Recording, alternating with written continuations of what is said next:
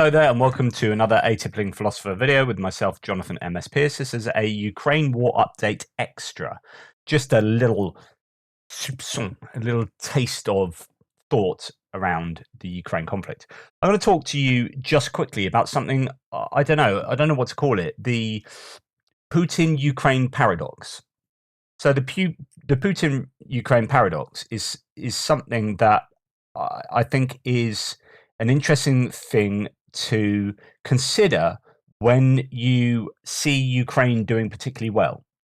So Ukraine have, over the last few months, been sort of gathering momentum, and indeed in the last month particularly, up in the Kharkiv counteroffensive and down in Kherson, and seeing how that is going now, have done a really good job of degrading the Russian forces.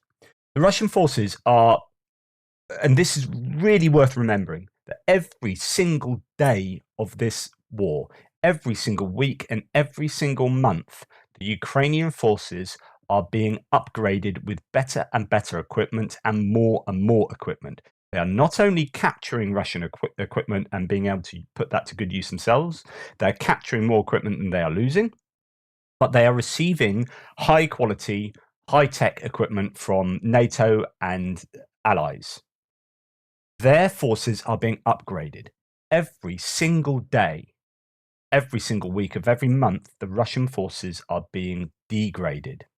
They're losing trucks, they're losing tanks, they are losing self-propelled howitzers, they are losing all sorts of stuff, hand over fist. They are being degraded continually, and there is this constant differential between the Ukrainian capabilities and the Russian capabilities, hence the mobilization. Now, if you've got two forces broadly identical, and we're just talking about conventional warfare here, one force does increasingly better against the other force.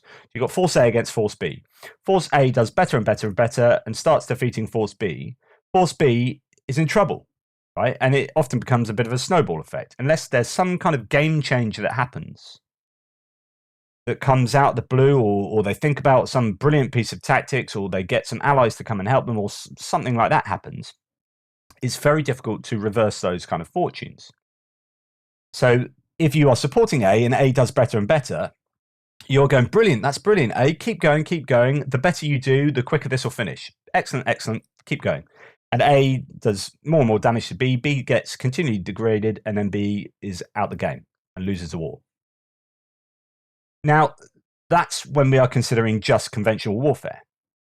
The problem in this conflict is you've got Ukraine doing better and better and better, and you've got Russia doing worse and worse and worse. We have this rather paradoxical situation whereby the better that the Ukrainians do, the worse it might become for Ukraine and the Ukrainians. And this is because Russia has the nuclear option. In fact, part of the agreement in letting Ukraine go its own way all those years back, was that they would disarm, and Russia would look after them in a kind of nuclear way. And the irony of that. So we've got a situation where the better that Ukraine do, and with the complete inability for Russia to upgrade their forces, so they can't build the armaments, they can't buy the armaments. They're getting a few drones from Iran, they're getting a little bit from here, a little bit from there, but basically they can't upgrade their forces. All they can do is throw boots on the ground. They can mobilize. But then those people are going with no training, no equipment, etc., etc., etc., all the stuff we've been discussing. So the only option Putin has, well, he's got two options. You can go chemical, then nuclear. Let's just deal with nuclear. The better that Ukraine do, the more up against the wall. He's like a caged animal. He's like an injured animal in a corner. He's going to lash out even more. There's going to be emotion. There's going to be existential crisis for Putin himself and for the sense of the whole of Russia.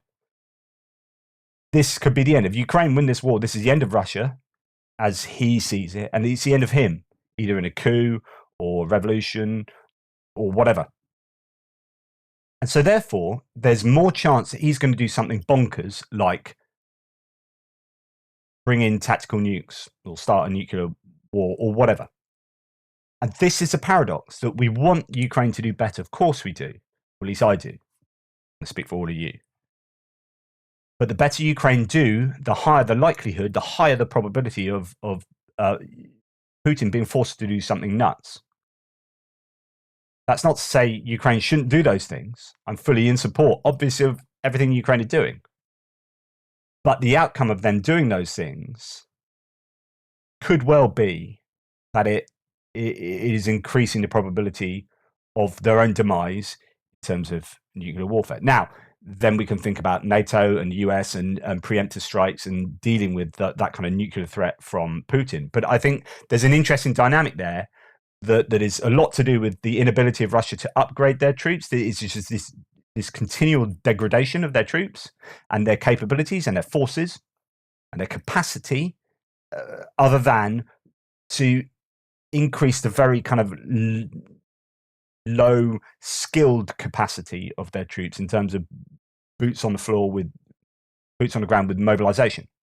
That's all they can do, other than chemical and then nuclear warfare. Interesting paradox there. So I just thought I'd throw that out there for a bit of stimulus for conversation in the comments. Please do comment away. You know, do you agree, disagree? What are the nuances we can add to that?